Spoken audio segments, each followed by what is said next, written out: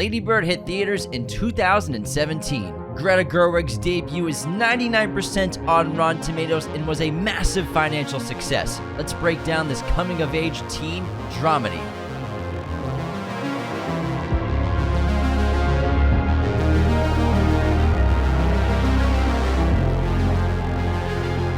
Hello, movie friends. Welcome to Raiders of the Lost podcast, the ultimate film and TV podcast. Today we're discussing Greta Gerwig's directorial debut, Lady Bird, which was a fantastic movie. I had been a fan of hers as a writer. She had written 3 films that Noah Baumbach directed, and I liked her in Greenberg, the other film he made. So I was a big fan of hers, and to see her come into her own as a filmmaker and make a movie like this for her debut, it was really impressive and just clearly became a huge voice of her generation. And it's a movie that you and I relate to a lot because we went to Catholic school too. But it's funny, it's heartfelt, it's dramatic, dysfunctional families. Like it hits all the beats you want in a teen movie, but it does it better than 99% of the other teen movies. Yeah, this movie was awesome, and she was basically like an indie darling in the 2010s, writing and acting in a lot of movies. She's terrific in Frances Ha. She also has like small roles in The House of the Devil, which I love, Ty West's horror film. So she was doing a lot of on-screen stuff, but then to get her behind the camera, become an exciting new voice in cinema in Hollywood. This movie was a smash hit. At the box office, it pulled $78 million globally on a budget of just $10 million. On IMDb, it is at a 7.4 with 300,000 ratings. Rotten Tomatoes, it is 99% critic score, and this actually temporarily was the most well-reviewed movie on Rotten Tomatoes. So it temporarily broke the record held by Toy Story 2 with 163 fresh reviews as the best reviewed movie of all time in terms of how many fresh ratings, with 196 fresh reviews. And then since recently, it did not make that 100 percentile, so it's not like the number one. Who gave it a rotten still, review? 196 fresh reviews is absurd. Audience score is a 79%. It was nominated for 5 Academy Awards, including Best Picture, Best Directing for Greta Gerwig, Best Original Screenplay for Greta Gerwig, Best Performance by an Actress in a Leading Role for Saoirse Ronan, and then Supporting Role Actress for Laurie Metcalf, who plays her mother in the film. And I find this movie incredibly relatable and nostalgic, and I made my Letterboxd review. I gave it 4.5 stars. We watched it the other night, and this is my review, which I would love to read. It also, it has a 3.9 rating on Letterboxd. Only 3.9? Yeah, wow, that's pretty higher. low. Yeah. 3.9 for Lady Bird? How many reviews does it have? 140,000. Holy guacamole. Yeah. I did not see that coming. I think it's an exceptional movie. So my review for Lady Bird. Lady Bird is an absolutely delightful and highly relatable coming-of-age teen dramedy that hits me straight in the nostalgia bone. Once James starts reading. The first sentence is always tough for me. That hits me straight in the nostalgia bone like nothing else. I also went to Catholic high school, also in the early 2000s, also trying to find my path in life. Watching this film is like hopping in a time machine for me. Surface themes of family, acceptance, and friendship cleverly mask the deeper themes of happiness versus success, the hierarchies of privilege, and even war. Greta Gerwig's directorial debut solidified her as one of the most exciting new voices behind the camera in Hollywood. Podcast review coming next week, if you saw that review last week. You also had an injury while being in high school. Yeah, I did have an injury. I didn't jump out of a car, but Yeah. I did have a knee brace for 3 months. Yeah, you dislocated it playing football. Yeah. And then you never played football again. I was like, bro, I'm not going pro. I mean, what am I doing to my body here? We learned pretty early that we were going to be professional athletes. I think by age 14, I accepted it. It's always disappointing, isn't it? For a while, you hold out hope, like maybe, even though you don't do any extra training, you just show up for tryouts and practice. It'll happen one day. Here's my rating for Lady Bird. I gave it a 4.5 stars on Letterboxd. I wrote, when we're young, we want to fit in. We want to please our parents. We want to find love. We want to figure out our future, and we want to be seen. Lady Bird is a wonderful depiction of the trials and tribulations of being a wayward teenager. This charming, heartfelt, and endlessly relatable coming-of-age tale served as a big coming out for writer and director Greta Gerwig as a new voice for her generation. As someone who both went to Catholic high school and has a large dysfunctional family, I deeply connect to the world and the characters of this tale and always find myself cracking up at the infectious comedy. I love this film! Exclamation point. Is a coming out party? Yes, of course, for Greta Gerwig, but also Saoirse Ronan. This one put her like on the map, I think, globally. She was in a lot of stuff. She's been a child actor, yeah. But like for American audiences and global audiences, I mean, $80 million, people finally got that name recognition. I mean, first name basis in households for film people now. Saoirse Ronan is a huge star, Oscar nominee multiple times. Well, she got 4 nominations. This was her third. So, I mean, this was huge for her. Timothy Chalamet, 2017, that guy had a massive year. Second, I'm sorry. Second, yeah. So third, because she was in Brooklyn before this. No, fourth, fifth, yeah. She was in Brooklyn. Brooklyn came out first. Brooklyn was 2015. So Chalamet, 2017, he was in Hostels. He was in Lady Bird. He was also in Call Me By Your Name. Hostiles, yeah, that's right. He's the Call young. Me By Your Name. Yeah, he's the young soldier with the thin mustache. Yeah, you're right.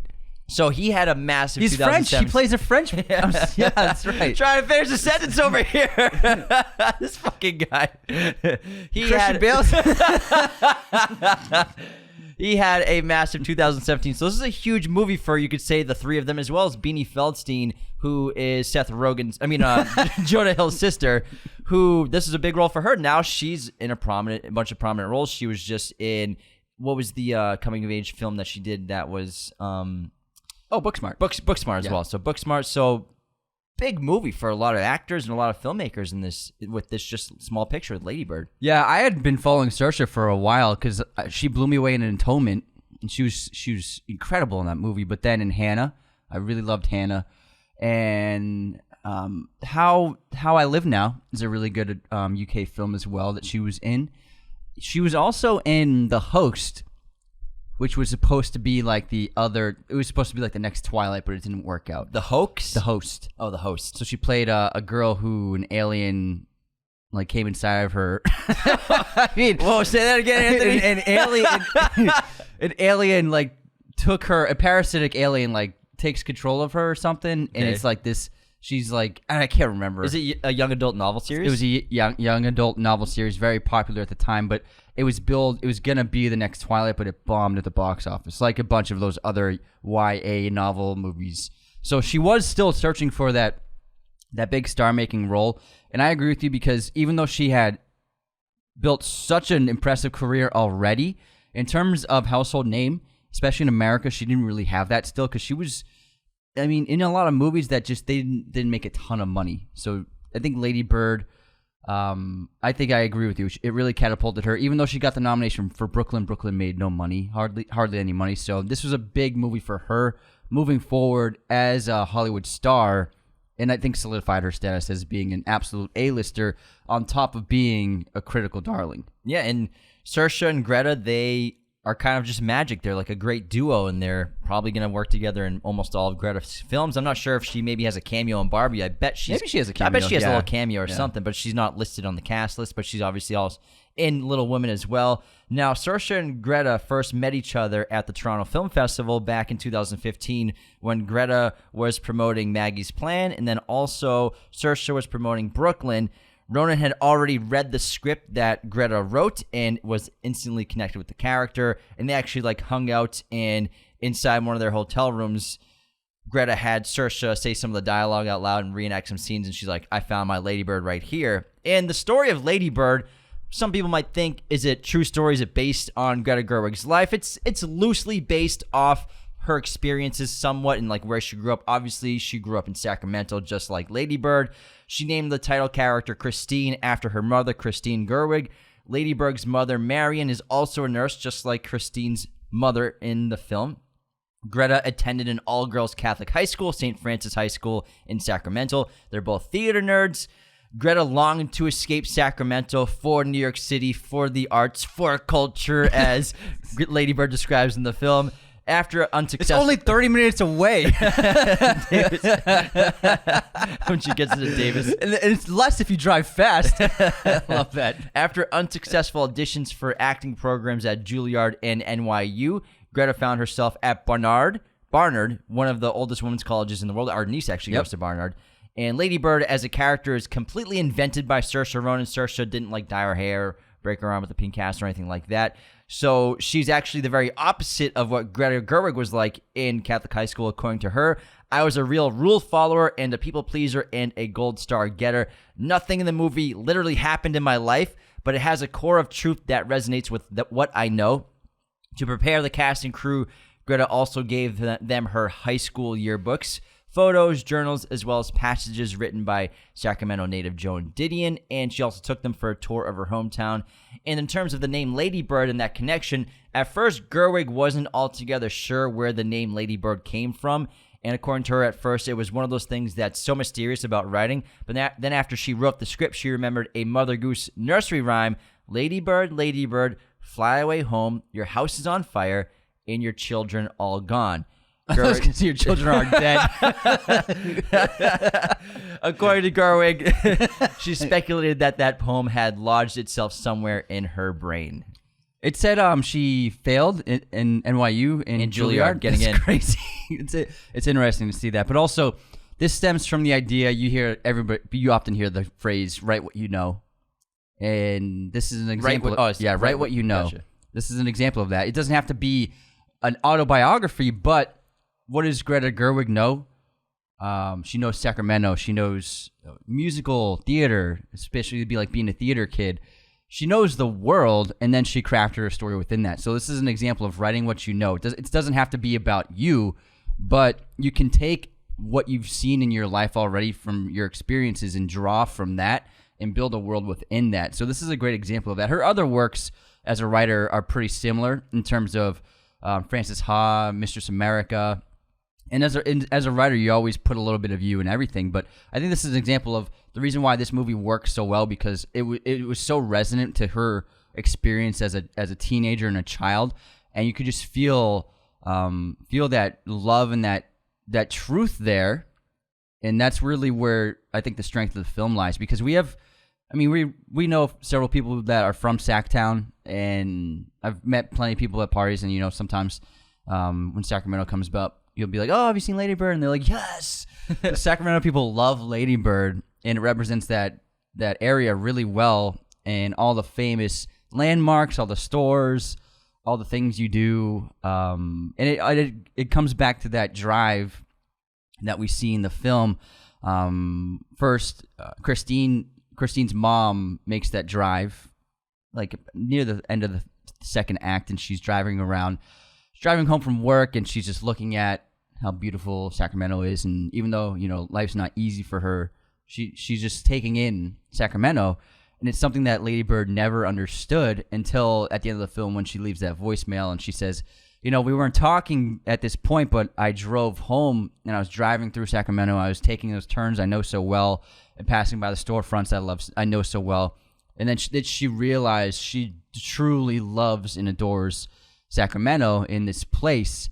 And it's a great connection to her mother, and Greta did a phenomenal job. It's one of my favorite aspects of the film, of how Lady Bird doesn't realize how much she loves Sacramento until her journey into the city. And I just really adore that aspect of the film. That's one of the reasons why it works so well. It's one of the great strengths of this really brilliant screenplay that's very layered. And I want to get into all these great themes that Greta's tackling, but just stay on this love letter to Sacramento. And you don't have to be from Sacramento to connect with it, because really it's a love letter to a home. What's it like to leave your home, and to basically what does home mean, and what does it mean to tell that story of home from the perspective of someone who wants to leave? I mean, a lot of people have done this, leaving your home, but then you think back on it. We left our home years ago, and often think back fondly of Massachusetts and in Boston. Whenever I'm home, I'm taking those same drives. I'm like, oh man, I miss this stuff. So you don't 5 days later, like, oh yeah, this is why I left. But everyone, you don't have to be from Sacramento. You don't have to be from California to connect with the aspect of a love letter to a home with this script and this story. And one of my favorite aspects to the screenwriting and the character development, especially of Lady Bird, and I mean, I don't know if you've noticed this, but like the last several years, movie characters, especially teenagers, are written to be like so perfect. They're so smart. They're better than everyone and everything. They don't have any flaws. They're smarter than adults. They basically tell adults what to. It's becoming very repetitive, and it's lacking any kind of depth or truth, because when you're a teenager, you are the last thing you are is like a fully realized version of yourself. The last thing you know is everything. And Lady Bird is extremely flawed. She has actually a lot of bad qualities, although she does have a bunch of great qualities, but she is struggling to find herself, and she makes a lot of mistakes. She lies to a lot of people, and she often is selfish, and it's the journey of this story transforms her into the person she will end up becoming as an adult, I like how Greta just cuts and we don't end up seeing who she becomes, but we understand that she's grown by the end of the film and is learning from her mistakes. And that's essentially what the phone call to her mother represents. But she struggles along the way, and she makes so many bad choices, and it's something that I think really sets itself apart from what we're getting nowadays, where teenagers are written to be so perfect. You know what I mean? I think it's not so much written to be perfect, but Hollywood right now has an obsession with prodigy. So every lead character of a lot of these shows, they're hyper smart, hyper intelligent, hyper whatever, and they're so, like you said, they're so set in their goals. The smartest and what they person in school. Yeah, and so the thing with coming of age films, we were actually talking about this recently, how that genre is kind of disappearing in a large way in terms of what we were getting in the 90s and 2000s. This film is very much a callback to the great coming of age films we grew up with, like Stand By Me and stuff like that. And so that's kind of gone, because now a coming of age movie or show or TV series, everyone's, like you said, perfect, super intelligent, top of their class, ultra figured out everything they want to do in life, and they're better prepared for life than their teachers. They never make mistakes or bad choices. And no one's like that at that age. Very few precocious people, sure, but in terms of the confidence, but even being like that's characters, a flaw. They're adults as teenagers in these characters. And what I love about Lady Bird, specifically with not just Christine and Lady Bird and how flawed and ordinary she is in terms of what makes her unique. She's great. She's highly creative, highly confident, blunt. So many great characteristics as well as negative characteristics, but everyone in this film's ordinary. Nobody's perfect. Even who they call the perfect girl, Jenna, she's not perfect at all. She has just the most wealth and has the most privilege and maybe the prettiest girl at school, but she still is you wouldn't want to. Not a lot of people want to be that character, but someone like that, someone very full of themselves in a lot of ways. And even Kyle, played by Chalamet, very good-looking guy. He's doesn't care about anything, but he's just an asshole at the same time. So they're realistic characters because nobody's perfect, and all we get are perfect characters in so many of these TV shows and movies. And everyone's ordinary, everybody's flawed in this film. Even, I think, great themes that Greta's tackling with the script of not just happiness for success, but even tackling depression. The priest, who you think, of course, the priest of the high school and the teacher, he has everything figured out, but even he needs help. He's having issues with clinical depression. I mean, there's just little hints of that spread into the script by Greta Gerwig, where nobody's perfect. Even somebody who gives advice for a living and spiritually guides people for his entire life, someone like that, they need help as well. They're flawed. So I think that's one of the brilliant parts of the script, is everybody's flawed. And when you're a teenager, you make mistakes over and over again. You make bad choices over and over again. And this is what forms you as an adult. The problems you cause in your life, or bad qualities you might grow out of as learning experiences. And Lady Bird has a lot of these, which is why I find it so relatable, where she's doing things that, aren't the right thing to do, but she thinks it'll benefit her. And in a lot of ways, in the first 2 hours of the film, she's a quite selfish person, and then she grows out of that. But just some of her selfish choices, she's mad about not getting a good part in the play, and she's failing to even recognize that Jules got a great part as the lead, and won't even congratulate her because all she's thinking about is herself. You know what I mean?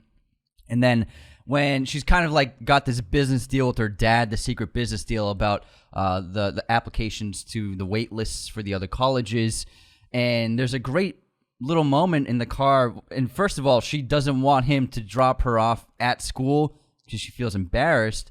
She prefers to get dropped off a couple blocks by school so she can walk, lying, saying that she likes to walk. And then also, before she leaves the car, he says, "I love you," and she says, "So what about college?" It's kind of transactional for her, and he's just trying to be a parent to her. She does say "I love you," but after he confirms what she wants. After. And then she wants to go. I mean, one of the most selfish things about her is she wants to escape.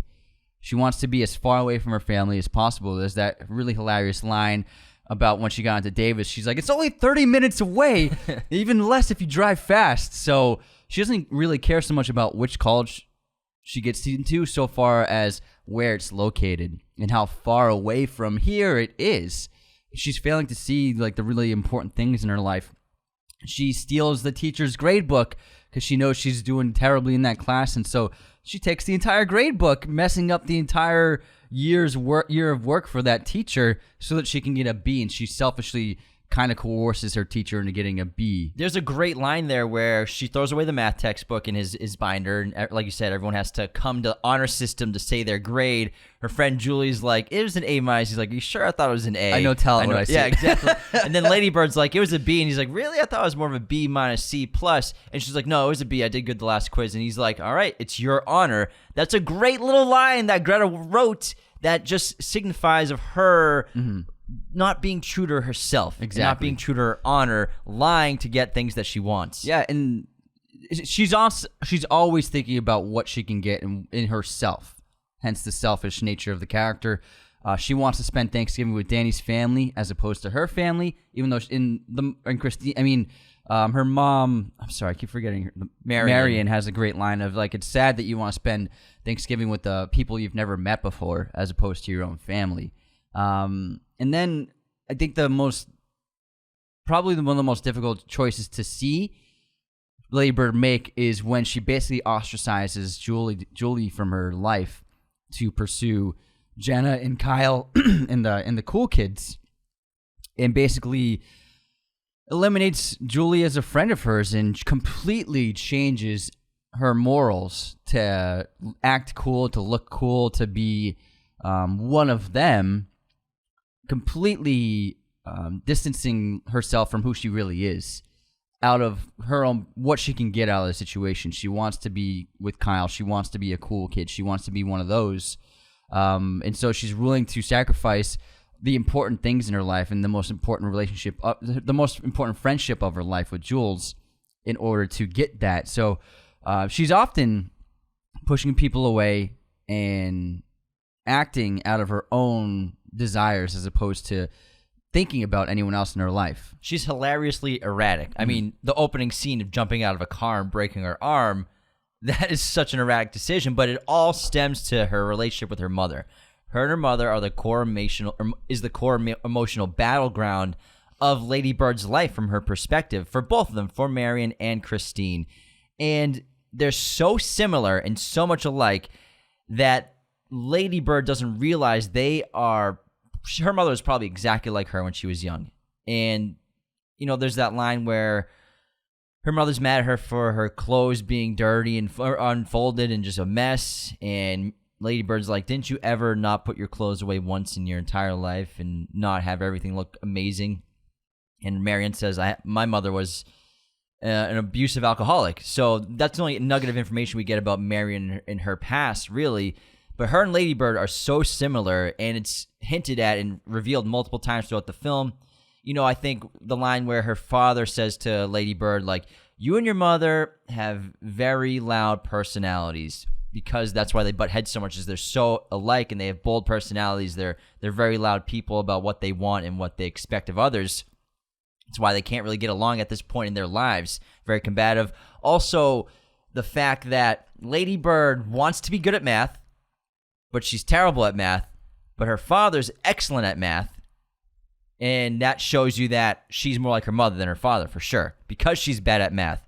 So I think that's exactly another hint at why they're so similar, and they just constantly bicker and fight, and Marion just wants what's best for Lady Bird, but she's also afraid of her baby, leaving the nest, and doesn't want her to be too far away. And everything she does is for Lady Bird, and she loves her very much. The little things that she does that Lady Bird might not notice because maybe she's asleep in bed, when she makes the dress, fixes up the dress and resizes it for her. And the thing with Marion is her biggest obsession and her biggest insecurity in life and with the family is money, and trying to equate happiness with success and trying to have enough. And she always brings up the rich people. We're not rich like those other people, the rich people you go to school with.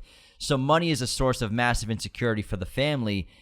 And I think what Greta does really well with this script, with this theme of happiness for success, of money, and then with the backdrop of the Afghan war on television, is she shows what I will describe as hierarchies of privilege, where Marion wants more money for her family, and Lady Bird wants to be like Jenna. She wants to live in that perfect blue house. She wants the perfect life. She wants more things. She's sick of being broke.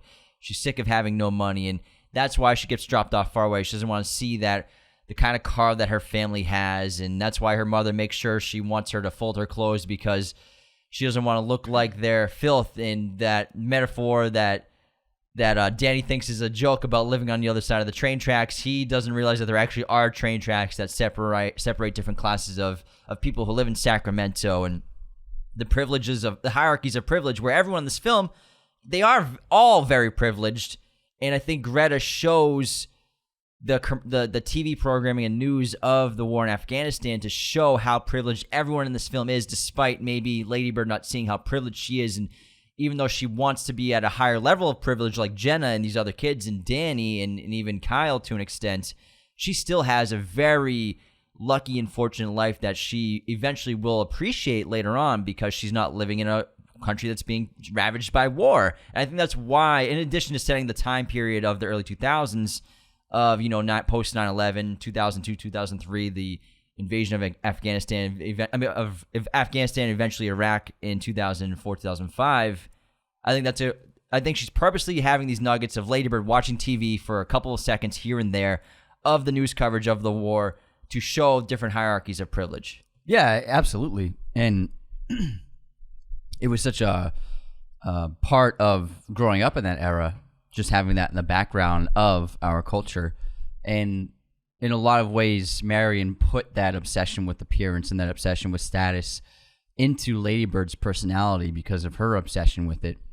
But also, between them, some of the best scenes are between Marion and Lady Bird, and the conversations they have, the debates they have, the fights they have, the love that they share.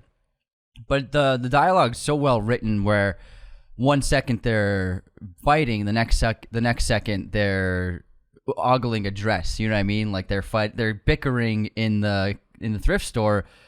And it seems like they're just flashing out at each other and they're fighting. And then Mary pulls out the perfect dress and they're like, "Oh, it's perfect! Don't you love it?" and obviously the opening of the film where they bond over the grapes of wrath, and then they share a great moment, and then it turns into a big fight. And then also, I think one of the best scenes is Lady Bird trying on dresses for prom. And then she steps out in the dress, and she thinks it's perfect. And then Marion says, "Is it too pink?" And then Lady Bird just completely defeated walks back into the dressing room, closes the door, and that turns into like a really awkward, difficult conversation where Lady Bird just says, "I just want you to like me," and then Marion says, "Of course I love you," and that's not the problem. Lady Bird says, "I don't want you to love me. I just want you to like me. Why can't you like me?" And that's really, it's a tragic moment where she wants to be accepted by her mother for who she is, because she also says, Marion says, "I just want you to be the best version of you." And then Lady Bird says, what if this is the best version of me? Is this not good enough for you, essentially? So it's difficult. Marion doesn't say anything. Yeah, she's like, yeah. "Oh, really?" Yeah. And so it's this difficult thing where, in a way, Lady Bird has been put up. Marion's put up this huge pedestal of expectations for Lady Bird, and Lady Bird feels like she can never live up to what Marion expects of her and wants from her.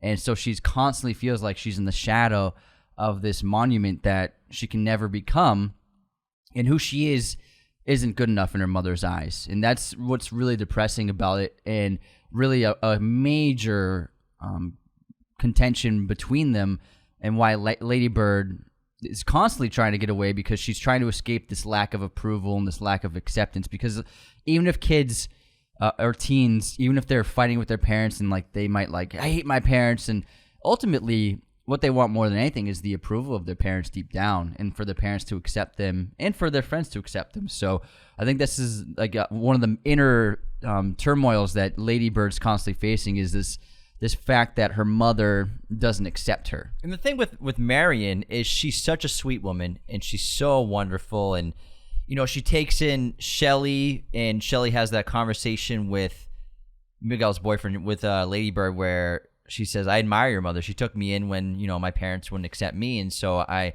think she's an incredible person, and she loves you a lot. And every time Lady Bird talks about her mother to somebody else, she brings up the things that other people say about her, which is interesting. You know, she says the things that Shelley said about her to somebody else. So she's got a big heart. She defends her. Yeah, she always says the things that other people say about her mom to her, so that she gets her opinions of her mother basically when she's not with her mother from other people. And yeah, it does defend her. But pretty much every scene of Lady Bird with her mother, no matter if it starts off positively or negatively, involves Marion being critical of Lady Bird with whatever she's doing or whatever the conversation's about. And this extends to the entire film, and you would think that Marion would kind of lay off her. And that goes to you saying that, you know, Lady Bird just wants to be accepted by her mother, not be criticized constantly with everything she does, whatever situation she's in. Constantly, whatever it is, her mom's always saying a small detail about it. Dragging your feet. Even the graduation dinner. She can't even go up and accept her diploma without her mother afterwards saying, "Oh, I'm so happy for you, but you walked weird. You were like you walked odd up there." So everything she does, her mother criticizes, and that's kind of the perspective of a teen. If you're fighting with your parents, is they're criticizing you because they love you and they want what's best for you and they want you to be the best version of yourself. But they really fail to recognize that they just want you to accept them for who they are. Well, there's this thing where there's a line in Marion being critical of Lady Bird. Often she's trying to help Lady Bird improve herself, but there is a line where it becomes overbearing and it becomes too much and it becomes a negative thing where eventually I think sometimes a parent can put their own shit on their kids. You know what I mean? Their own negative feelings and their own anger, and just really just like constantly be on top of their kid's ass. You know what I mean? And that's, I think, what Marion falls into. And that's her flaw, where she's too overbearing and too critical to the point where Lady Bird can't even breathe. She can't even walk down the street with that. She can't even walk without being criticized by her mother about how she walks. And it becomes a way where that forms within Marion because she is so obsessed with Lady Bird finding success and being successful that she thinks that there's like a perfect version of Lady Bird, and she's trying to like chip away at Lady Bird to try and make that version of Lady Bird where she'll find success and rich people will accept her and things will work out for her. But right now, this version of her daughter is not going to work. So she's like trying to like create this version of her daughter that will be the ultimate version of her. And in a way, that's a huge flaw because there is no perfect version of a person. There's no perfect version of Lady Bird. There's just Lady Bird. And I think that what's important is parents, obviously, they have to prepare their kids for the world. They have to prepare their kids for adulthood. But you still have to let your kids learn things on their own and figure things out on their own. And Lady Bird absolutely does learn so much from her mistakes in this film. But often, I mean, it's hard for her to really be herself around her mother because her mother just doesn't stop berating her and her mother won't accept who she is. So I think it's like imposter syndrome, but also a problem with not having an individuality and not understanding who you are. And that's why she's going by a new name. It's like Christine isn't good enough, so I'm creating Lady Bird like an alternate persona, and I'm latching onto that as a way of escaping my mom's expectations for Christine. And it takes a while for Marion to even start calling her Lady Bird. She still calls her Christine until the end of the film, really, when Lady Bird reads those letters and they're addressed to Lady Bird. They're not addressed to Christine. There's a couple addressed to Christine. Are there a couple? Yeah. But that's a really sweet moment. But how about we head to our intermission, and then we'll come back because there's still a lot to talk about with We didn't even talk about Chalamet. Lady Bird. We didn't talk about a ton. There's still so much to get into. The Deuce. Let's deuce it up. This movie's really terrific. But before we continue, the very best way to support Raiders of the Lost podcast is by leaving us those 5-star reviews on Spotify and Apple Podcasts. The cool thing with Apple Podcasts is you can also leave a written review, and we love to read them on the show. We do one every intermission. We'll be doing one in a minute or two. And also, the other best way to support the show is to become a patron today at patreon.com/Raiders of the Lost Podcast. It's the ultimate way to support us and financially make sure that the show can keep going on forever. We have 5 different tiers. Forever! We have 5 tiers of membership in our Patreon program, and they all come with awesome perks. $2, $5, $10, $25, and $100. Every single tier, no matter if it's 2 or 100, gets access to our weekly chat, which is every Wednesday exclusively on Patreon now, as well as an extra weekly bonus episode. You all get access to it no matter what tier you're in. Each tier also comes with awesome perks and merchandise as well. The $10 tier gets you access to our Discord, where we have watch parties and chat with you all day. It's we just fun. did a Spider-Man 2 watch party. Yeah, it was an absolute blast. The $25 tier gets you a custom episode. You pick a topic, we do it for you, plus some other cool merch. And then the $100 tier is the ultimate tier. You also get a private watch party. You get to come on the show after 3 months for a fun guest segment. Absurd perks in that one as well. All sorts of goodies. So thank you for everyone who is a Patreon. And you can sign up today at patreon.com/Raiders of Lost Podcast. This episode is, of course, sponsored by our friends at movieposters.com, the #1 place to get your posters online today. Be sure to use our promo code Raiders10 to get 10% off your order right now. They have a huge selection of pretty much every movie and TV show imaginable in their poster library, as well as all sorts of sizes, framing, and even backlighting for your poster needs. They got it all at a great price, super high quality prints. We have literally like 50 of these posters all over our home and studio and bedrooms. It's crazy. There's so many. Be sure to use our promo code at movieposters.com for all your poster needs. Now that's Raiders10. Again, Raiders10 at movieposters.com. And enjoy your purchases. I just ended that so awkwardly. Enjoy your purchases. What does that even mean? Enjoy your purchases. What a weirdo. Let's go into the intermission, man. All right, let's start with the movie quote competition and pretend like Anthony didn't awkwardly say that. And they dropped us.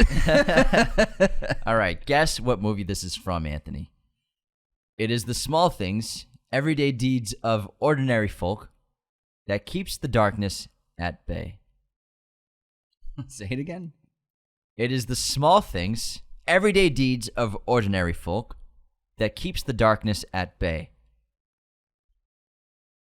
I can do it more like the character if it helps. Yeah, give it a little impression if you can. It is the small things, everyday deeds of ordinary folk that helps that a lot. keeps the darkness at bay. It's Dumbledore. No. I mean, it's Gandalf, I mean. Yeah. It's, but which one is it?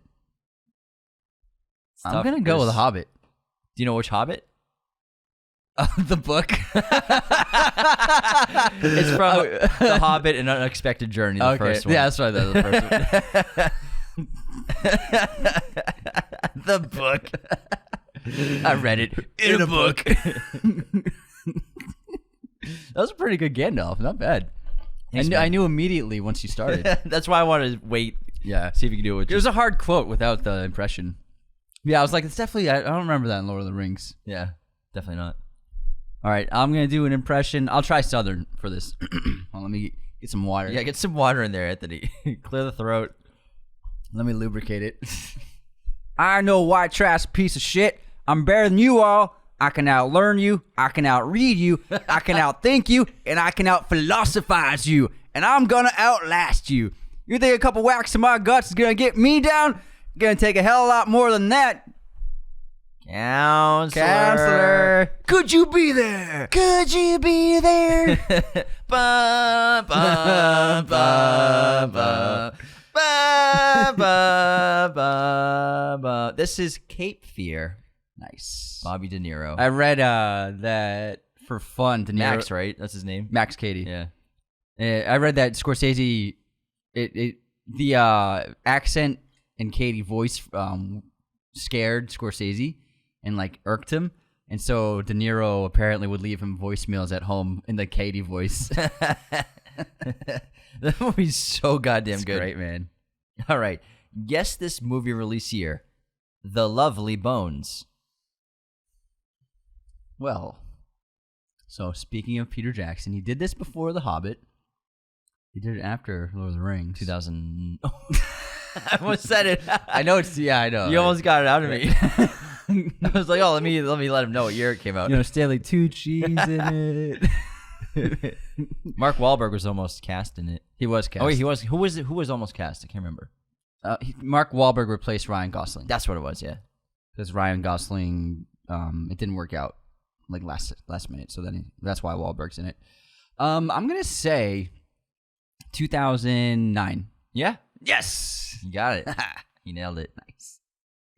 Guess this movie release year. A Bronx Tale. 1990. 80 or 90? This gotta be 90. 1993. Yeah, nailed it. We both got it. Nice. High five in the air. All right. Movie pop quiz time. Where was Timothée Chalamet born? Where was he born? He's American, yeah. Can I just say the state? Anywhere, yeah. Anywhere. I'm gonna go with. Hold on. Where is he born? He's not an East Coaster, I don't think. Is he Midwesterner? Or is he a West Coaster? Or a Northwesterner? Or is he Southwest region? Damn. I'm gonna go with New York. New York City. Yes. Yeah. All right. Yeah. Fuck yeah. His father's from France. Yeah, that's why he's fluent in French. Yeah. That was a good one. Too bad it didn't stump me. I thought you were gonna say like Tallahassee, Florida.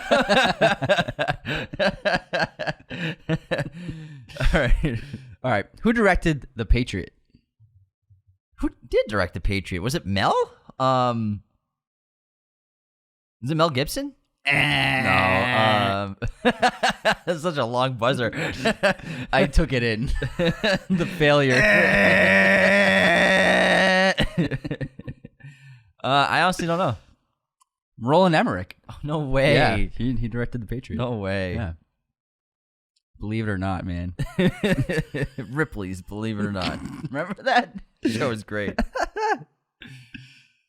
Isn't that the... There's a museum in Hollywood. Yeah. There's a museum here. Yeah. In Hollywood Boulevard. That's right. Any haters this week yet? We got some Raider haters. Raider haters. We got some Raider haters. Jazzy Jeff wrote in, you posted the Mission Impossible 7 posters. Not enough floating heads. Unsubscribed.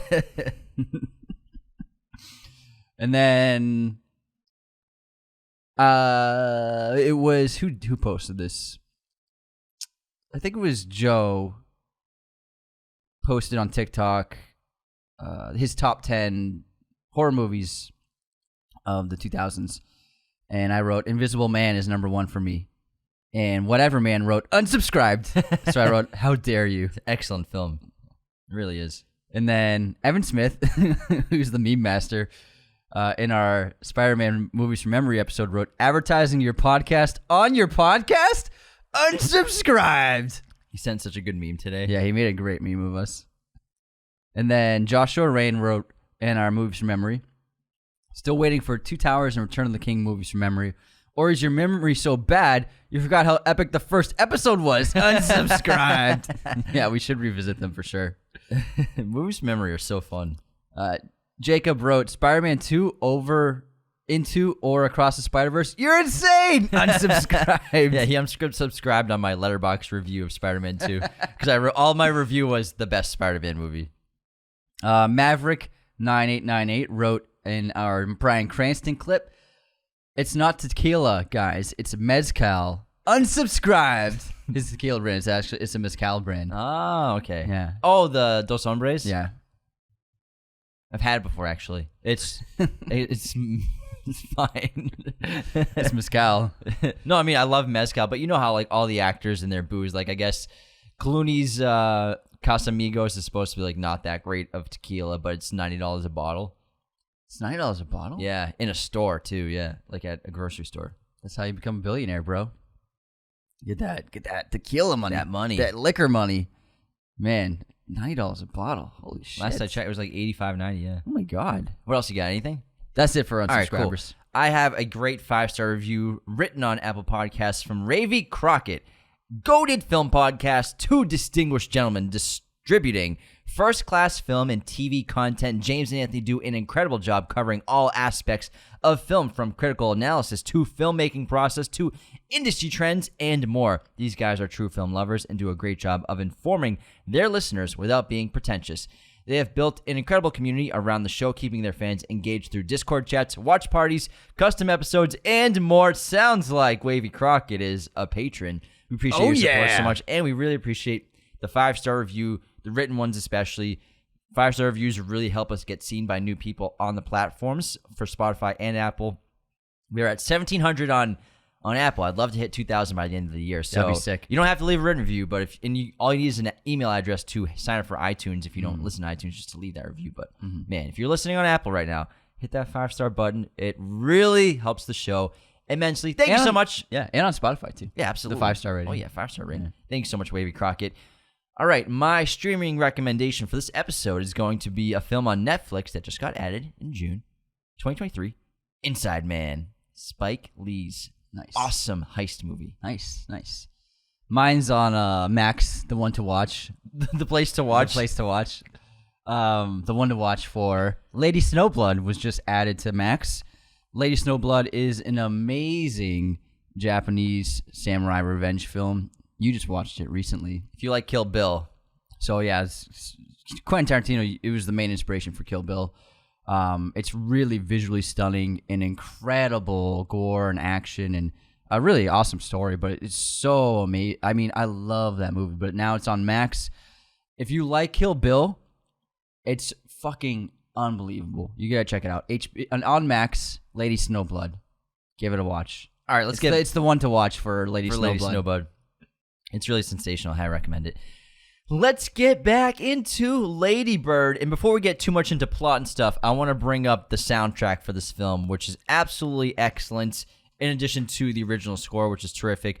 But, I mean, we have music from the 2000s that really make you feel like you're there, like the Dave Matthews band song Crash Into Me, which is played twice in the film. You couldn't turn the radio on for a 10-minute drive without hearing that pop up somewhere. I fucking hate this Every song. time you go to the...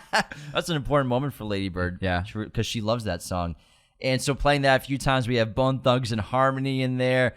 Haim's in there, Alanis Morissette, so many great tracks to like give you the feel of the 2000s and the early 21st century, just to set the tone and mood. I mean, this is the music where MTV was so popular, and you would watch music videos on MTV. This is, we didn't have YouTube for watching music videos, and you would wait to watch it on television. I sound so old now, but then MTV would also do their top 10 countdown, remember? Yeah. And then you would hope that like your favorite band would be number one for music video of the week. And it would be like, I hope Green Day gets number one. Oh yes, American Idiot got it, or whatever. And it was always very fun. And they would stretch. That was like an hour-long program. Sometimes the top 10. And then before going to school, you would watch MTV music videos. Because they would do a music video and then commercials, then a music video, then commercials. They would stretch it out. I saw a great meme the other day of like a kid in clearly like a 2000s bedroom. Mm-hmm. He's got like a little tube TV, like we had those big bulky things, and on the screen it's just like a Little John music video. It's like it's like 6:30 a.m. before you're heading to school, watching the latest music videos on MTV. It's just like Little John, like a crunk rap song. It's just hysterical. Like we're all doing that shit. And the original score is done by John Bryan. I think he came up with some really terrific themes for the film and Lady Bird specifically. But she ended up going with Alexander Desplat for the rest of her career, though. Yeah, she's sticking with Desplat. He's one of the best all time. I mean, why not? I mean, if you could choose anyone, like why not Alexander Desplat? So he did Little Women. and then he's also doing Barbie. Yeah, in the production design and wardrobe, it's just stellar because this movie is a time machine. Especially if you grew up back then in the 2000s, you will feel right at home with this movie, whether it's the wardrobe, the necklaces, like Danny wears that like white rock necklace that you get on the Bahamas or some like exotic or Florida. Or like a beach town you go for to vacation. Yeah, you go to like Disneyland. A boardwalk. It's like the $2 necklace on the street. The bracelets, the pink cast with "fuck you mom" written on it, which is hysterical. I think also just the outfits for Catholic high school, pretty much the same wardrobe we had, just polos and slacks. Although we didn't have hoodies. Yeah, they did. No, we had sweaters, but not hoodies. Yeah, I had hoodies. Yeah, we did. Oh yeah, we did have hoodies. Never mind. Yeah, we had everything except for we were the first year. Our class was when they got rid of skirts for girls. So girls got away with like yoga pants the whole time. But basically it's the same wardrobe we wore. Yeah. That was so realistic. The production design in terms of what Lady Bird's room looked like and what kids would have on their walls, probably similar to today, but still I think on a different level because so many things that kids do are so digital now. Little details about growing up in teenage life, like writing your crush's name somewhere, whether it's on a book or Lady Bird writes it on her wall above her head. Getting high is a great sequence, like the first time you get high with your friends and just watching the microwave was really funny. Like you brought up earlier, fighting with your parents, and then the next second you're like in a normal conversation with them. College submissions, that's a huge part of high school. Once you're in your like junior year, senior year, you're really trying to figure out to get into school, what schools you can get into, trying to fit in with the cool kids. Prom, the homecoming dance as well, your first kiss, loss of virginity. Turning 18 is a huge deal, and I love the way Lady Bird celebrates, where she goes, gets a pack of cigarettes, gets a nudie magazine, and also a scratcher, and smoking the cigarettes or smoking like the cloves like she does in the film. And also the little things about high school, the friendships, the cliques, but most importantly, the silly things that high schoolers think are cool, like the deuce. Lady Bird doesn't know what the deuce is. She thinks it's like a club or something, like a cafe. No idea what it is. Then she finally gets there. She's like, the deuce is just a parking lot. Empty parking lot? So we left a parking lot to hang out in a different parking lot. That's all like you do in high school. That's like, I mean, you hang out in parking lots. Kids hang out in parking lots. There's nothing else to do. Yeah. So it's so realistic. It's so funny. I just love that part of the film. Yeah, all these little details. And I do really relate to Lady Bird because when I was in high school, I was there was definitely a point. There was a period of time where I was desperate to be a cool kid, and I was desperate to like fit in. I remember that. I would like look at the cool kids in the parking lot from afar and want to be hanging out with them and be Why one not of them. me? Why not me? And so when I watched this movie for the first time, I was like, wow, I feel like I was very much like Lady Bird in some aspects, and that's a problem that a lot of kids deal with where they are having trouble trying to fit in. They want to be accepted by certain people. They put a lot of pressure on themselves to change their behavior to be accepted by them. And then also, romantically, young people, we tend to mirror the people we have a crush on. We'll try to form the same interests as them, or we'll try to court them by making them think that we like things that they like. And so you see this happen multiple times in my favorite aspect is when she sees Kyle outside the cafe and he's reading Howard Zinn's A People's History of the United States. The next time we see her, they're in church and she's reading A People's History of the United States, wanting to get his attention to make it seem like she likes things that he likes, and that's why she pretends that she's been smoking cloves since she was younger. She lies. She didn't even know that you can't inhale them because it's kind of like a cigar, I believe. I've never smoked a clove, but that's my guess. It's not something you should inhale. But then she says, well, it's what I first started smoking when I was younger. And it's like, you literally just started smoking like last week. So people, especially at that age, they'll mirror the person's behaviors with whom they have a crush on. That's really accurate with Danny as well. She really is into musical theater, and you can assume that she's so energetic about it because Danny's really into it as well, and Danny's like the lead of the play. She has a crush on Danny. She doesn't get the lead part, but she does have a relationship with Danny, so mirroring the other person's qualities, absolutely. Not just Lady Bird, but also Miguel and Shelley, and I believe, is it Lady Bird who says the joke, or Julie says the joke? Julie says it, yeah. Where basically they're turning, Miguel and Shelley are turning into the same person. They look alike. They work at the same place. They both have like the same piercings and everything. Yeah. So that is a definite fact of when you're young, trying to kind of personality mirror the person you're really into. As opposed to when you grow up and you realize, what makes you different sets you apart from other people, and that's what might attract you to someone. Exactly. To you, That's what other people find appealing, like their uniqueness and their confidence in themselves, which nobody has when they're a teen, even if they act like it. And what I really like about this film, because in teen movies, I always thought that, and as speaking as someone who was never ever even thought of as being cool as a teenager, and even not even being close to being a popular kid. Come on, man! Don't be destroying your entire life right now. Like you're a cool guy. Now I am. I think. But I always felt that popular kids got a bad rap in movies, in teen movies, because popular kids are always portrayed as they're always assholes. They're always like mean. They're always kind of just like the bad kids. Whereas when you look back, you realize the popular kids were popular because they were the most fun to be around. They were the most confident in themselves. And obviously there could be like bullies or like jocks or whatever, but like they were people who were like more sociable and had better social dynamic skills than the other kids. You know what I mean? It's not so much like we're assholes and that's why we're popular. But I feel like movies always portrayed popular kids as in negative ways. You know what I mean? Yes and no, because there is an aspect to being a popular kid that involves social exclusion of other people. Yeah, you're excluding other people purposely. Like, other people want to be in your club, and you're a VIP. There is a VIP. And there's a red rope, and you're not letting other people in that red rope that will kind of take down your rep. It's all social rep and social hierarchy. So there's an aspect where, they're normal people, but also you're excluding other people on purpose. But that's not how the world works. Yeah. It's not like everybody's friends with everybody. And what happens in school is you put 500 kids together in a building.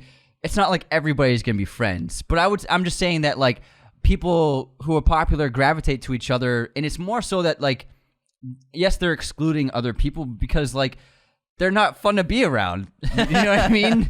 And I feel like they maybe matured socially more so than other kids who aren't popular, who are having trouble fitting in. They're not interesting to be around, or aren't very good at forming bonds and friendships. Because I think don't you think popular kids all generally for the most part get a bad rap? Well, in movies, yeah, but I think that you're still trying to get in with the popular kids. You guys like me, right? You're like giving them a lot of excuses and leeway here. Because popular Anthony's still trying to be cool. I'm saying like they're always like the assholes. They're always bullies. I know. There are plenty of popular kids that are just genuinely awesome people. Really nice people. Yeah, and that's what makes them popular. That's what makes a lot of them popular, just because they're cool people. They're awesome people. You know what I mean? There are popular kids in every high school that are still nice to everyone else. Absolutely. They're just in the popular cliques. And I'm saying you never really saw that in the teen movies we saw growing up. Oh, absolutely not. And then I like how Greta Gerwig portrayed the popular kids in this school, because I know Jenna is probably materialistic and she isn't like an asshole, but she's not like the nicest person in the world. But then, she actually says something pretty wise to Lady Bird, because Lady Bird lies to her about where she lives, and she's like, I don't understand why you would lie to me about that. And she says, I hate dishonesty. That's actually a pretty mature thing to say. And it was pretty shitty for Lady Bird to lie to her, although obviously Jenna really never was like, I guess never really liked Lady Bird for who she was, because Lady Bird was lying about who she was. I think that Jenna and Kyle and the others, I don't think that they're very nice to Lady Bird at all. I don't even think Jenna's nice to Lady Bird. She only hangs out with Lady Bird because she thinks that because Lady Bird and Kyle are dating, really. Yeah. The connection with Kyle is how Lady Bird gets Jenna to be friends with her. That like gets her. How do you know Kyle? Yeah, but then even that scene where she's like, I hate dishonesty, and Lady Bird says, but are we still friends? And she says, well, you're dating Kyle, so I'll see you around. So they're not really friends. It's just like, I think Jenna and Kyle and everyone else that's popular in this film are very shallow people. Kyle especially is just a hilariously shallow and douchebag character. Kyle Schiebel. And The People's History of the United States by Howard Zinn, reading that, I think everyone who's read that book, at that stage in your life, when you are reading that book, you hate the world. You hate nihilist. Everything. Yeah, so he's the ultimate nihilist. He's like saying Jenna's hella tight is such a San Francisco thing to say. He's super anti-establishment. He's trying to live by bartering.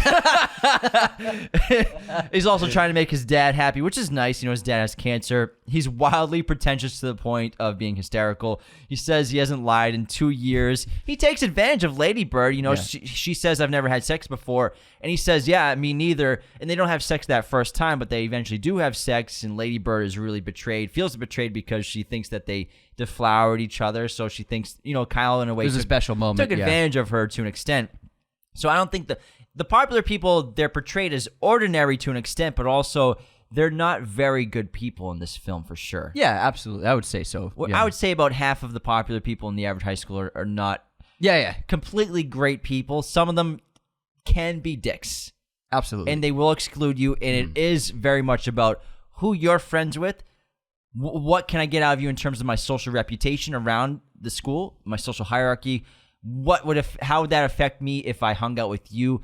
And will you benefit me? Will you bring me down in terms of how others perceive me? I think that goes into popularity for sure. Yeah. In the sex scene, I think it's really incredible. It's one of the best scenes of the film because it's something that for Lady Bird she's been building up to this, and she thinks she's like got the dream guy, and it's supposed to be this incredible moment, and it lasts literally seconds. And I love how Kyle just like opens his arms like Jesus when he's orgasming. He doesn't even touch her. He's just like. So what's happening is it's all about him. He's making it about himself. She's like, who the fuck is on top for their first time?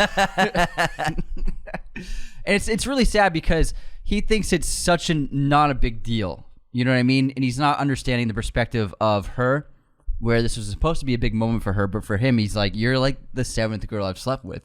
And he's like, yeah, I've probably slept with like 6 people. And you don't even know how many? I don't keep a list. Why not? We're in high school. It's so funny. But for him, it was kind of just like a transactional thing. It was just a thing. Whereas for her, it was such an important moment for her. And that's something that's really striking for Lady Bird, where this meant nothing to him at all. Literally meant nothing to him. He just goes back to writing in his notebook afterwards. You know what I mean? And it shows that there's really no true connection. There's no emotional connection between them at all. And Lady Bird, this is one of the first instances where she's realizing that I'm spending time with the wrong people. This is not someone that I should be sharing my time with. Yeah, and the Dave Matthews Band song in the car on the way to prom is the ultimate turning point for her to be like, I need to go back to Julie. Also, Kyle just honking that he's outside. You're not really going to get in a car with a guy who honks, are you? Yes, I think I am. But Lady Bird, like most young people, has bad luck when it comes to love. And, it's never perfect, and the movies always make it seem like an incredible love and romance and a fairy tale. But oftentimes, when you're young and in love, or young love seldom lasts long at all, and we make mistakes. And her first boyfriend Danny is a sweet guy, and they get along, and they love each other. They name the star Bruce after their love, and it's very sweet. But Lady Bird catches him making out with a guy in the boys' bathroom when her and Julie go in there because the girls' line is too long. And this movie has a really powerful basically coming out scene for Danny to Lady Bird. Lady Bird's pissed and irate at Danny for obviously cheating on him, and then finding out that he's gay as well while they're in a relationship.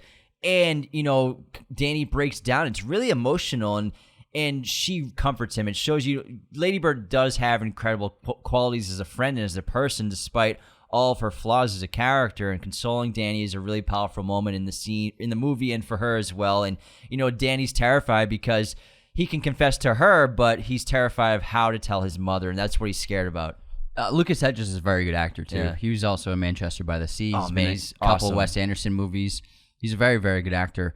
Also, but I would say Danny's actually struggling with the same problems that Lady Bird is in terms of his family's expectations for him, because in a way, his motivation for dating a girl and for dating Lady Bird is for appearances, most notably for his family.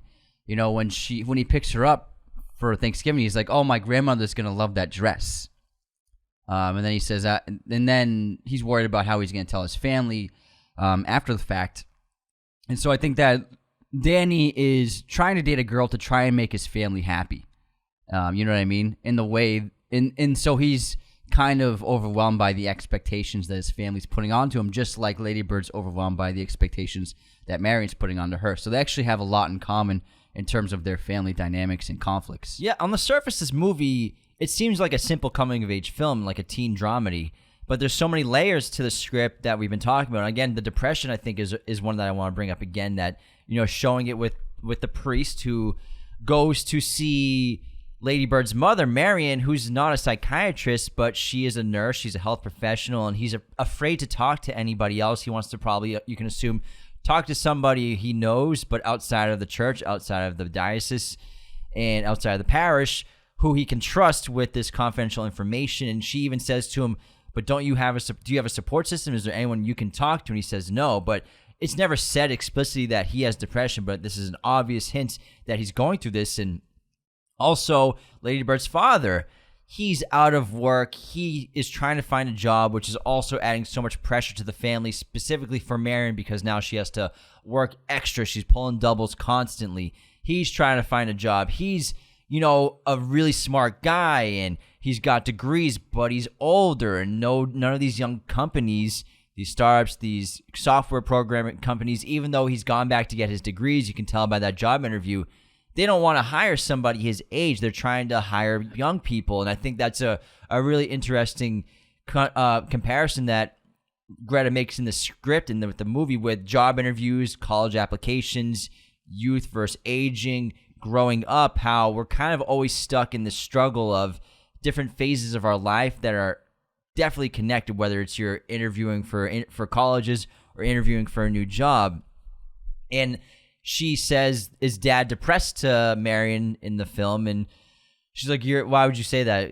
And she's like, oh, well, there's a lot of pill bottles and they all have dad's names on it. And she said, well, your dad is out of a job and he's, basically we're insecure about the money. He's been struggling with depression for years. Yeah, so he's been had it for years. Hiding it from the family for a while. And so I think this is a great little thing that she's putting in the movie to operate on so many different levels of thematic elements in the script that on the surface, again, it just looks like a teen dramedy, but there's so much going on underneath just the top layer of this film. Yeah, I mean, all these supporting characters, they have their own storylines and their own plots, which are weaved through Lady Bird's plot really well.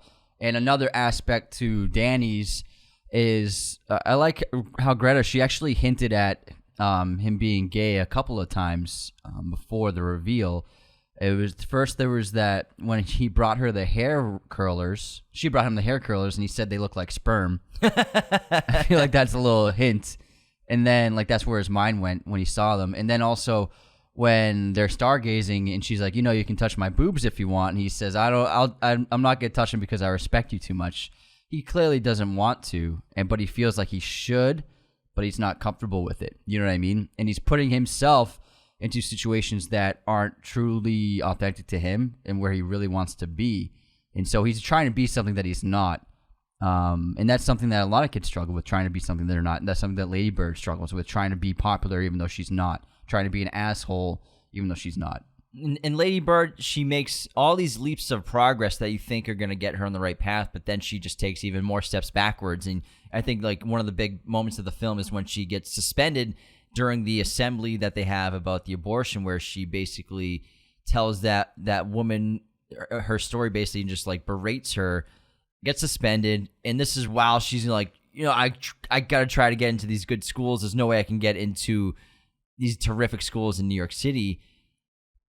But she's kind of self-destructive in so many different ways and is her own obstacle and puts speed bumps in front of herself to achieve things that she really wants, even though she's really motivated to try to get into schools outside of California, which is her main goal. And, that's why her guidance counselor basically says, oh, you can't get into those schools. I'm here to help you be realistic. Yeah. But to get into these other schools, your grades aren't great, but what we can do is try to make you look as good as possible on paper, hence why she's going into drama and theater and doing these things to look good for her college applications. However, then she leaves theater to try to pursue being popular. So in a way, she knows what she wants, but also is preventing herself from achieving things that she wants to obtain. It's making bad choices. We all go through that period, you know? Like going back to like the flawed character who makes mistakes as opposed to the perfect teen that knows everything, which is just so boring and unrealistic. Like, this is realistic. People make mistakes all the time, especially at this age. You might want something, but then you might like kind of put that in jeopardy because you make a bad choice or a bad decision. You know what I mean? Yeah, and probably the most tragic part of the film is when, you know, she has this secret thing going on with her father where she's applying to these schools to get on the wait list. Her father helps her figure out the finances, all behind Marion's back secretly. And when Marion finally finds out, because Danny says it out loud, accidentally doesn't know that it's a secret at the graduation dinner. Oh, fuck. Hey, did you hear about the wait list? Yeah, the dad goes, oh, fuck. And then Marion shuns her, and Lady Bird, even though she's being shunned by her mother, gets into one of the schools that she wants to go to, and she's preparing to leave, and her mother still won't talk to her, and she's begging her mother for forgiveness, begging her, telling her she loves her and that she's sorry for the way she is. And, you know, she goes through the process of painting her room white, which is really a symbolic metaphor of her growing up and, like, trying to go never find coming herself. back. I'm wiping the slate clean. This isn't my room anymore. Not a kid anymore. Yeah. I don't live here anymore. I'm moving on with my life. And, you know, I think the airport scene is so emotional because Marion's still shunning her, and Lady Bird. Well, I'm sorry. Before that, what's really notable in how it shows how hard Marion is on Lady Bird over anyone else, because she didn't shun her husband. You know, she didn't shun him for lying. He's as culpable as Lady Bird is. He lied to Marion for months about this as well, kept it from her, but she shuns Lady Bird and no one else. Yeah, actually, I love the scene where Lady Bird's in her room and someone knocks on the door and she says, "Come on in, Dad." And he's like, "How'd you know it was me?" She's like, "Mom never knocks." Yeah, Mom doesn't knock. But I would say, I think the most tragic scene in the film is when Lady Bird's breaking down because Marion won't talk to her in the kitchen. Yeah. It's a great scene. It's a short sequence, but it is a very emotional. Very powerful. And, you know, I think when the airport sequence is really tragic, too, because Marion is so stubborn, and she's also so sad that her daughter's leaving. You know, so many points in the film, people tell Lady Bird that your mom's so sad because you weren't here. Your mom's so sad because you weren't at Thanksgiving. Your mom loves you so, so much. And her father tells her, you know, your mom will talk to you when she's ready, but she will talk to you at some point. We see Marion trying to write those notes, a letter to her daughter, and she ends up throwing them all away and crumbling them all up. Her father sneaks them in her suitcase for her to read later on, which is an emotional moment as well. But the airport, when Marion drops them off, and aren't you going to walk me to the gate? Oh, parking's too expensive here. I can't. And they don't let you go to the gate anyways. And she drives away. And then she starts to break down. Oh, she also got a flip phone. Yeah, she got a flip phone. My tracking device. And Marion starts breaking down in the car. Terrific acting here. And then just parks it in freaking red. She doesn't even care if it gets towed because she wants to hug her daughter. But she's too late. And Lady Bird's already gone inside the airport, inside the terminal. And, you know, her husband consoles her. She'll be back. She'll be back. This is such an emotional sequence where they can't physically and emotionally connect with each other. And they still can't. Not even until later on, until, you know, Lady Bird comes home eventually is when she'll be able to connect again. Even, you know, the letters that her father sneaks in her suitcase, the notes that she doesn't want her to tell her mother that were there, but he wanted Lady Bird to find them and read them to see how much she really cares about her. And also Lady Bird leaving a voicemail. They still can't emotionally connect at the end of this film, but you know they will at some point, which I think why it's a really terrific ending to leave it open and ended like that.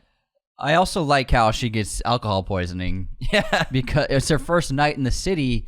It's interesting because she's always been like, I need to leave. I need to be in the city. That's where I'll be able to flourish and be happy. And then her first night in the city, she gets so drunk that she gets alcohol poisoning. And I think it shows that it's not really the solving equation for all of her problems that she thought it would be. You know, it's not like I think she dreamed that, like, when I get into New York City, everything's going to be perfect and I'll have everything figured out. But she's still as much of a mess as she was back home, maybe more so now because she's on her own. But I thought it was great for Greta to write that she actually just broke down and got so drunk. She got brought into in a hospital on her first night in the city. Yeah, and also she's going by Christine again. Yeah. She's no longer Lady Bird. And after she gets drunk and wakes up, what she finds something that reminds her of home. She finds the church, and she connects with Sacramento. She connects with home, and she calls her mother and leaves that really beautiful voicemail about the connection she felt the first time she drove in Sacramento when she finally got her license in her car, and how it felt. And it was her way of connecting with her mother, and really her mother is her home. That's really what it's all about. Yeah. And then I like Greta does a hard cut to black. She hangs up the phone, and then Lady Bird just like takes in a breath, like, and then it cuts to black, because it's kind of just like, it's not like everything's solved. It's not like she knows what she's gonna do next, but she's gonna figure it out from here, because that's life. You know what I mean? It's not like happy ending movie. The story's over. She's gonna be successful and everything's gonna be great. She still has a lot of work to do, and she still has to keep moving forward and growing. So I think that cutting it with that hard cut mid breath was really fantastic. I love movies that end like this, because I feel like a cliche Hollywood movie or a teen dramedy or coming of age film, a lot of them in the 2000s would have ended with her going home and reconciling, and her mom a little hugging montage. Kiss. Yeah, I'm home, I love you. She's doing good in school. And this is realistic. Yeah. That's one of the great parts of this movie, and the script and the dialogue. It's so authentic. It's so real. It feels so genuine. And I think it's a really terrific ending. And there's so many other great parts of this film that I love. Again, the little attention to detail and the great humor in it. I love when Lady Bird realizes that she doesn't want to stay with Kyle and the other popular kids who are going to ditch prom. She's like, I really want to go to prom, after Dave Matthews Band comes on, and that's the song that her and Julie listened to after she caught Danny. I mean, I don't really want to do that. Chalamet's such a dick in this movie. He's great. He played an asshole a couple of times. In Interstellar, he's an asshole too. Yeah, well, that's like you're being an asshole to your little sister. That's different. Still an asshole. Yeah. He nailed it. And then I love when her and Julie get back together and they go to prom together. And Julie. I love the nuns watching them dance. Like, like what are they doing? 6 inches for the Holy Spirit. And I love how Julie, even though she's not in a ton of the movie, she's still a complex character and nuanced, and she's going through a lot too. She's crying when Lady Bird shows up for other reasons. They really need each other's support. She's also in love with the math teacher who she's so sad when she finds out he's pregnant. His wife's pregnant. He's got a pregnant wife. She's like, oh man, this sucks. And she also stands up for herself with Lady Bird and tells Lady Bird to her face, like, all you care about is yourself, and that's all you're focused on. You don't care about me, and I don't want to be friends with you anymore, basically, because you don't want to be friends with me.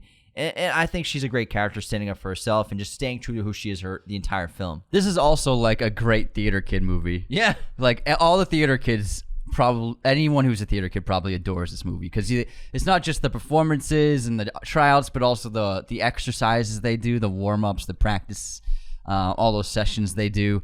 I'm sure like anyone who took theater in school probably sees those scenes and like, oh my God, I did that. So I like how Greta, being like a lifelong actor, put that into the film, because you've seen movies where plays put on or kids are doing like getting ready for a play, but to put that little thing like the exercises in, I had never seen that in a movie before. And not every interaction with Marion and Lady Bird is negative, because after Lady Bird breaks down in the car after losing her virginity to Kyle with her mom says, you want to do our favorite Sunday activity? And what do? They go tour open houses like they're in the market to buy a house. And it's really touching, and you can assume they've done this dozens and dozens of times, and it makes them happy and they have fun. And it's actually a really touching scene between the two of them. It's the only scene really between them that has no negative connotations, really, no arguing and bickering. True. That's true. Because Marion loves her very, very much, and Lady Bird knows that she loves her, and she loves her mom. Mm-hmm. Also, Lady Bird gets nosebleeds like you do. I haven't had one in like you have. a It's month. been a while. It's been a while. You got a ton over the winter. It's been a while. I think it's just the cool weather. The dry cold is, I think, what messes your nose up, for sure. Your sinus up. For sure, man. But we went to Catholic school, and what was it like? Once every 2 weeks, we had to go to church with everyone. I think it was once a month, because the church was like connected to the school. Yeah, it's like once a month. Yeah, but I just remember seeing this movie, being like, I lived this You know, it's one of the most nostalgic movies for me in terms of a movie that I relate to. And, you know, I've seen so many coming of age films, but this one, in terms of the time period, the kind of school she's in, this movie I feel so connected to every time I watch it. And I think that it's such a great script, so funny. I think the first 30 minutes of this movie is fucking hysterical. Yeah. It's so funny. Come here often in the grocery store. He was like, what? Oh, man, it's really great. hysterical. Math's not exactly a strong suit of yours that we know of yet.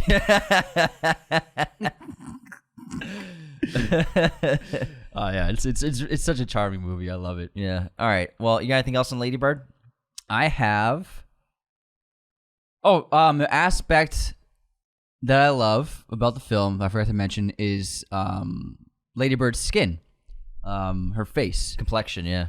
So, I mean, there's a reason why. Think about movies. Do you ever think about like the Harry Potter movies or like most coming of age movies? Do teens ever have acne? Never. No, they don't even Unless have. it's a character that's supposed to have it. Yeah, or they don't even have covered up acne, because what Hollywood's been doing for actually a very long time is they've been basically digitally taking away acne off actors' faces. They've been doing that for a long time. And casting actors that don't have acne, yeah. Yeah, but I mean, but even if you look at behind the scenes photos of actors like acting in movies, like on set photos, that you can see, you know, the bad complexion of being a teenager. But then in movies, they always have perfect skin. They're literally digitally cleaning up their faces. They've been doing it for all of like the 2000s, basically. But what I really found so refreshing was that Lady Bird, she has bad complexion. She has an acne breakout. Saoirse Ronan had an acne breakout before making the film, and they decided to not cover it up, to not alter it, to not smooth it out, but to show it. And you know, when you see Saoirse Ronan's face and she's got acne, you're like, it's a real person. You know what I mean? Everybody deals with it. Everybody, especially at that age, everybody goes through instances of bad complexion, and especially for girls, it adds so much. It's difficult, especially if they get bad breakouts with their confidence, with their how they feel about themselves. So it's a huge part of life that I think hardly ever gets shown in movies or TV shows. Yeah, and 8th grade does a great job of showing that too. 8th grade's fantastic about it. Because I was always insecure about acne as well. Yeah, everybody is, and so I think it adds to the relatability of the film. Just seeing Saoirse Ronan, who's a movie star, having bad complexion in a movie. She broke out because before the movie, she was in a theater production for a couple months, and the combination of all the makeup she had to wear as well as all the hot lights caused her skin to break out. I imagine so, yeah. And so her and the makeup artist actually went to Greta Gerwig and were like, what do you think about making sure this makes it in the film and not trying to cover it up with makeup or anything? And Greta Gerwig's like, I love it. Let's do it. Yeah, it's something that like when I watched the movie, I'm like, that's so great. Mm-hmm. Yeah. It's real, man. Authenticity. Authenticity. Lady Bird's an exceptional film. I really adore this film. 2017 was a great year of movies, and this is one of the best from that year for sure. 5 deserved Academy Award nominations. Super excited for Greta Gerwig's next film, Barbie, coming out in July 2023 this year. Cannot wait to check that out. Saoirse Ronan, one of the most exciting actors of her age group right now. Chalamet, of course. Lucas Hedges. So this is just a special film, and I think it's just going to be one of those movies that it just lives on forever, and it's going to be timeless, and I think it's just an excellent movie. Greta, you change things forever. All right, everyone. Thanks for tuning into Raiders of the Lost podcast.